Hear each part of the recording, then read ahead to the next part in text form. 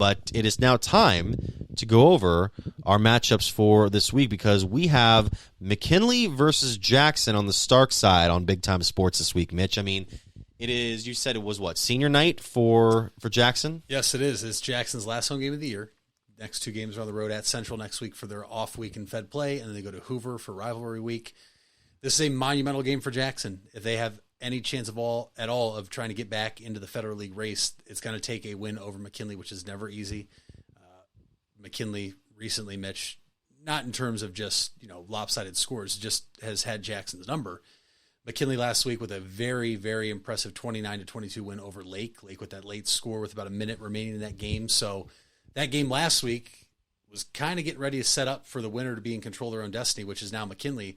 Jackson, though, would have to win this week. Obviously, then win again week 10 against Hoover and hope McKinley may slide somewhere else because Jackson now has suffered 2 consecutive Federal League losses over the past 2 weeks against Lake and then last week to Glen Oak at Glen Oak. So Polar Bears are going to have their hands full. It's senior night, though, and with what I've seen from Jackson in most games this year, they're going to come ready to play. Can they slow down the McKinley offense? Can they stop Nino Hill? Can they stop Keaton Road and limit the passing game? We know he is prone to turnovers. This Jackson defense, led by, look at Anthony Feuline, has 3 pick sixes this season. Will Keaton Road even try to challenge him? I think a lot of teams are starting to go to the other side of the field where Feuline is, or is not, rather. We'll see. I'm really intrigued to see how this shapes up because Jackson has a lot of athletes, right? McKinley, we know, has all these athletes all over the field, both offensively and defensively. Can Jackson match up there? Can the passing game get going to where it was in the first 4 or 5 weeks of the season? Or is McKinley going to clinch the Federal League this week? That's something we're going to have to wait and see. Or realistically, clinch at least a share. Lake would have to win the last 2. McKinley, with a win, clinches a share. 2 more wins will clinch it outright. So, Big Time Sports game of the week, though. So we will be there. I'll be there on the sidelines. I'm excited. This should be a lot of fun. Absolutely. And you go into a couple other Stark matchups alongside our match between the Polar Bears and the Bulldogs. Kind of taking me through some of these ones here as well. I mean, North Canton Hoover is going to be competing alongside this week. They'll have a couple of matchups. They'll have a matchup here.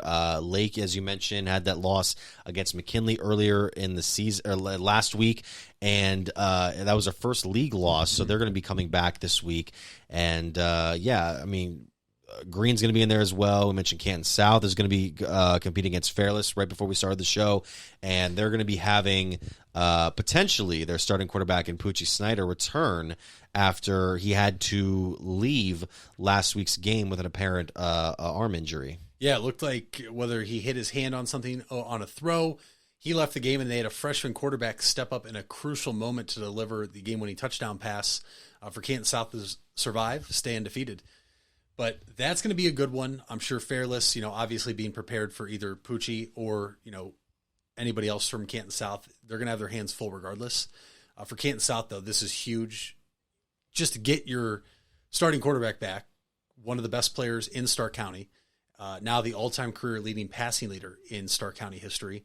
We'll have to wait and see. He was still chasing both that and career touchdown passes as a quarterback, so we'll have to see if he's able to still get on that down the stretch here with 3 weeks to go. But that'll be a good one, Mitch. I think Hoover at Lake has the ability to be a really good one. Hoover with that impressive win last week against Perry in overtime on Big Time Sports. That was our game last week. That was an entertaining game. Lake trying to get back to their winning ways after a loss last week to McKinley, like you mentioned. That was their first loss since week 1 to Alliance, that 12-7 game, I believe. So the other one, though, that I'm really fascinated in, Massillon at Fitch. Yes. Massillon is not a team that goes on the road a whole lot. We know that. They're not just going on the road this week. They're going to a tough place. Fitch is a very good football team this year. How does the number 1 team in Division II, as ranked by the polls right now that we were talking about before we started to record, how do they respond going on the road this week? We know DeJuan Owens is now back. That is something we can now talk about. He returned last week after being held out for a week due to an investigation with transferring and everything. So it looks like everything's good there for Massillon, which that's a big plus because it's DeJuan Owens, and we've talked about how incredible he is as a quarterback this year for Massillon. So I'm really intrigued to see how Massillon does on the road. I mean, this is not going to be an easy place to play. Do the Tigers continue to flex their muscles, or does Fitch able to steal one here and defend their home turf? This is a very, very interesting matchup.